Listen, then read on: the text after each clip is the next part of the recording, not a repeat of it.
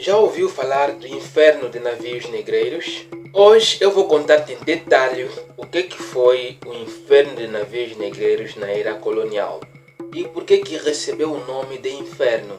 Então fique aqui até no final deste vídeo. E no final deste vídeo eu vou contar-te um segredo que mudou totalmente o destino de África, o destino do nosso lindo continente. Um segredo que se calhar ninguém te contou. Então até lá, não saia deste vídeo. Se saíres, vais perder o conhecimento. E sejamos sinceros, nem todo mundo gosta de aprender.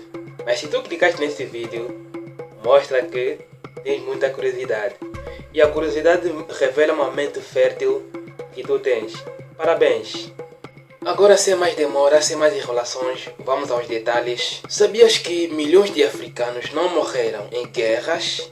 Não morreram por doenças e não morreram por fome natural, mas sim eles morreram em silêncio, no escuro, acorrentados no fundo de navios.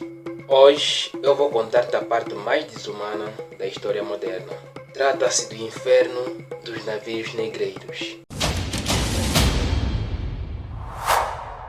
Primeiro, temos que saber como funcionava a captura. Bem, estamos a falar de pessoas que estavam sendo levadas como se fossem sacos de trigo no meio de navios e queremos saber como é que essas pessoas estavam sendo capturadas. Como funcionava a captura. Homens, mulheres, crianças eram caçados, traídos e vendidos por armas, álcool e tecidos. Bem, aqui temos que ser sinceros. Muitos africanos corrompidos participaram nessa traição e traíram seus próprios irmãos. Eles capturavam pessoas de etnias inimigas e vendiam-nos em coisas fúteis. Alguns eram prisioneiros de guerras de tribos diferentes e outros eram simplesmente roubados de suas aldeias durante a noite. Depois, eram levados a pé durante semanas até a costa.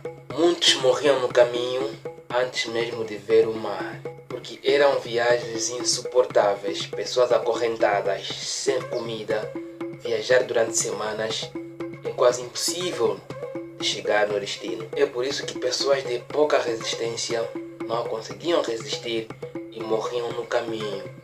Agora, quando chegavam os navios à costa, esses navios eram considerados como caixão flutuante. Imagina o que é caixão. Agora esse era um caixão flutuante em cima do mar. Tentando imaginar esta cena. Centenas de pessoas nuas, acorrentadas, deitadas umas sobre as outras, sem ar, sem luz, sem espaço para virar o corpo, durante 2 a 3 meses no meio do oceano. Já imaginou isso? Nem mesmo os animais são tratados assim.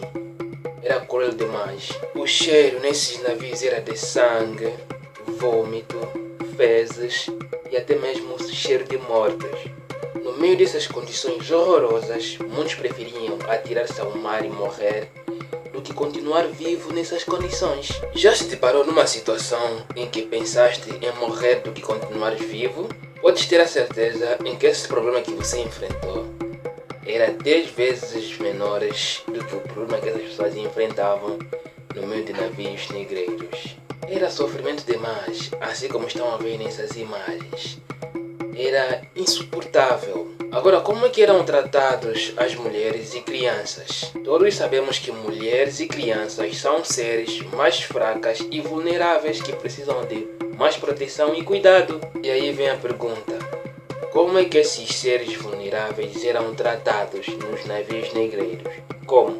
As mulheres eram abusadas durante a viagem e as crianças eram arrancadas das suas mães. Alguns capitães de navios negreiros atiravam pessoas vivas ao mar só para economizar a comida. Imagina só a gestão da pessoa que diz nos trouxe a civilização. Como é possível tu, uma pessoa civilizada e de uma boa gestão, capturares mais pessoas do que as condições reservadas para transportar essas pessoas? Esta é a gestão mais incompetente que eu já vi na história da humanidade. Porque eles comprovam essas pessoas. Eles perdiam recursos, dinheiros, força e energias. E por não serem bem tratados, é provável que essas pessoas foram infectadas com doenças. Imagina essa gestão. Uma gestão incompetente uma pessoa que diz nos trouxe a civilização. Será que nos trouxe mesmo a civilização? A verdade é que eles não trouxeram a civilização. Tudo que foi feito contra africano foi feito em nome de lucro. Essas pessoas cobiçaram a riqueza africana, é por isso que fizeram a sua presença aqui em África. Mas falando de civilização, não trouxeram a civilização. Porque a África já tinha governos, a África já tinha universidades, a África já tinha exércitos e a África já tinha seus meios de transportes. E não tinha razões normais para os europeus virem aqui. Não tinha mesmo. Agora, quem ficou rico com isso? Quem ficou rico com a captura escravagista? Quem lucrou? Portugal, Inglaterra, França, Espanha, Holanda, Alemanha e muito mais. As grandes cidades da Europa foram construídas com ouro roubado, trabalho escravizado e sangue africano. É por isso que se diz que a Europa deve à África uma indenização bilionária. Bilionária, ok? Todos os países que foram maltratados merecem uma indenização. Se houvesse mesmo uma justiça de verdade neste mundo, isso aconteceria.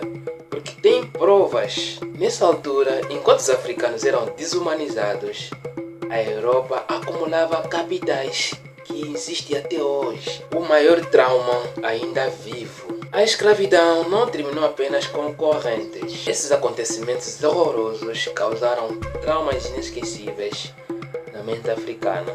Ela deixou traumas psicológicos, divisão entre negros, a falta de identidade, racismo estrutural e pobreza planejada. Mas uma pobreza mesmo bem planejada que é bem evidente hoje nos nossos olhos. Porque não é possível o continente mais rico do mundo estar nas piores condições. Muitos países europeus que não têm nada em termos de recursos naturais, mas são muito mais bem desenvolvidos em relação a nós. Será que isso é normal? Isso é uma coincidência? Isso não é uma coincidência, mas sim existe um registro histórico por detrás dessa desgraça. O navio negreiro não transportou só corpos, transportou um trauma que ainda hoje continua conosco. Uma das perturbações do futuro africano são os danos causados pelos europeus. Eu prometi no princípio deste vídeo que vou revelar um segredo que transformou totalmente o futuro de África. Trata-se de uma grande traição contra a África. Fala-se de como a própria África foi repartida como se fosse um bolo de aniversário numa conferência de Berlim. Calma aí, mas não vamos falar sobre isso agora, senão o vídeo vai ficar muito longo. Falamos sobre isso no próximo episódio. Vamos falar de como a África foi repartida pelos europeus como se fosse o bolo deles de aniversário. Isso aconteceu em Berlim, na Alemanha. Eu acho que já ensinaram uma parte dessa história na escola, mas esconderam a outra parte. Queres conhecer ou queres saber dessa outra parte? Venham comigo no próximo vídeo. Se esta história abrir a tua visão, deixa o seu like. Quem está aqui pela primeira vez, se inscreva no canal para não perderes nenhuma novidade. Vai por mim, tenho muitos conteúdos interessantes que tenho para fornecer neste canal. Então, se queres abrir a tua mente, se queres conhecer os assuntos políticos que movem a África hoje, inscreva-se no canal, recomenda o vídeo para mais pessoas, ou seja, partilha o vídeo para mais pessoas, comenta. O teu like é muito mais importante para mim. Sabe por quê? Bem, eu vou te contar. Faço questão de perder noites de sono só para trabalhar estes vídeos graças ao like que tu deixas neste canal. Agora hoje que te trouxe história que traz lembranças é muito mais importante para nós, porque lembrar é resistir. Então até lá, estamos juntos. Muito obrigado pela sua audiência.